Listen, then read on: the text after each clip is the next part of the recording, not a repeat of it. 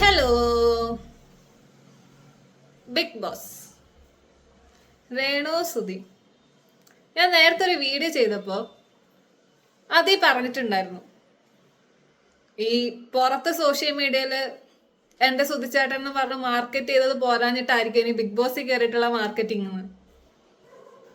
കയറിയപ്പോൾ തന്നെ മാർക്കറ്റിംഗ് ആയിരുന്നു. ആ ഡോറ് തുറന്ന് കാല് പുറത്തെടുത്ത് വച്ചില്ല, അപ്പോഴേ തുടങ്ങി മാർക്കറ്റിംഗ്. എന്തൊരു സ്ത്രീയാടേ, അങ്ങേർക്കൊരു സമാധാനം ഇവര് കൊടുക്കും തോന്നില്ല. കഷ്ടം. ഈ പുറത്ത് കാണിച്ചതൊന്നും പോരാഞ്ഞിട്ടിരിക്കുന്ന അതിൻ്റെ അകത്ത് പോയിട്ട് അങ്ങനെ മാർക്കറ്റ് ചെയ്ത് ജീവിക്കാൻ പോകുന്നത്.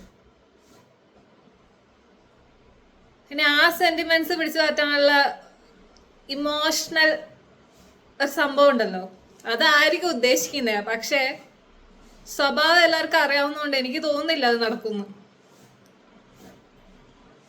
അത് മാത്രല്ല, ആ ഇൻട്രോയില് കാണിച്ച വീട് നിങ്ങൾ ശ്രദ്ധിച്ചായിരുന്നോ? എനിക്കത് ഇവരൊക്കെ കെട്ടിക്കൊടുത്ത വീടായിട്ട് തോന്നിയിട്ടില്ല. ഇനി വല്ല വാടക വീടും പോയി എടുത്തോ. കുറച്ച് നേരമായിട്ട് എനിക്ക് ആ സംശയമുണ്ട്. ഇനി എൻ്റെ ഡൗട്ട് മാത്രമാണോ അറിയത്തില്ല. നിങ്ങൾക്ക് അങ്ങനെ തോന്നിയിട്ടുണ്ടെങ്കിൽ അതൊന്ന് പറയണേ. അത് മാത്രമല്ല, ഈ അതേ വീഡിയോയില് ഈ ബാഗ് പൊക്കി പിടിച്ചിട്ട് ഒരു ഷോ ഉണ്ടായിരുന്നല്ലോ, എന്തൊക്കെയാ കാണിച്ചു കൂട്ടുന്നതെന്ന് അവർക്ക് തന്നെ ഒരു ബോധമില്ല.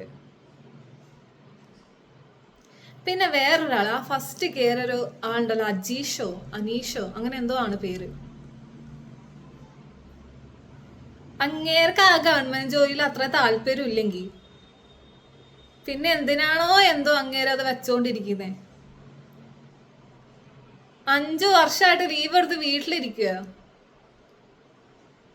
ഓരോ എക്സാം എഴുതിയിട്ട് ജോലി കിട്ടാതെ കഷ്ടപ്പെട്ട് നടക്കുന്ന ഒരുപാട് ആൾക്കാരുണ്ട് ഗവൺമെന്റ് ജോലി കിട്ടാൻ വേണ്ടിയിട്ട്. ഇവിടെ ഒരാൾ അത് കിട്ടിയിട്ടും 5 വർഷമായിട്ട് ലീവ് എടുത്ത് നടക്കുന്നു. അത് വേണ്ടെങ്കിൽ രാജിവെച്ച് പോവും, വേറെ ആർക്കേലും ആ പൊസിഷൻ കിട്ടട്ടെ. ഇങ്ങനെയും കുറെ ആൾക്കാർ തുടങ്ങിയതല്ലേ ഉള്ളൂ. ഇനി എന്തൊക്കെ കാണേണ്ടി വരുമോ എന്തോ.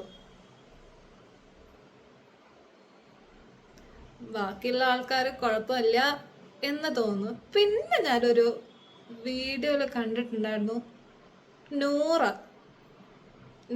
ആൻഡ് ആദില എന്നാണെന്ന് തോന്നുന്നു. അവരെങ്ങാണ്ട് കയറി കുറച്ച് കഴിയുമ്പോൾ തല്ലിപ്പിരിഞ്ഞ് പോകാനുള്ള വക്കത്തെത്തി എന്നൊക്കെ പറഞ്ഞിട്ട്. എനിക്കറിയത്തില്ല കേട്ടോ, ഞാനൊരു വീഡിയോ കണ്ട് ഇതിൽ പറഞ്ഞത്. എന്തായാലും ഓരോരുത്തരുടെ സ്വഭാവം പുറത്ത് വരുമല്ലോ കുറച്ച് കഴിയുമ്പോൾ, കണ്ടറിയാം. ശരി, എന്നാ ഒരുപാട് ലേറ്റ് ആയില്ലേ. Good night. ബാക്കി നാളെ അഭിപ്രായം പറയണേ. ഞാൻ പറഞ്ഞ വീടിന്റെ കാര്യം ആർക്കെങ്കിലും അങ്ങനെ തോന്നിയോന്ന്. ശരിയെന്നാ.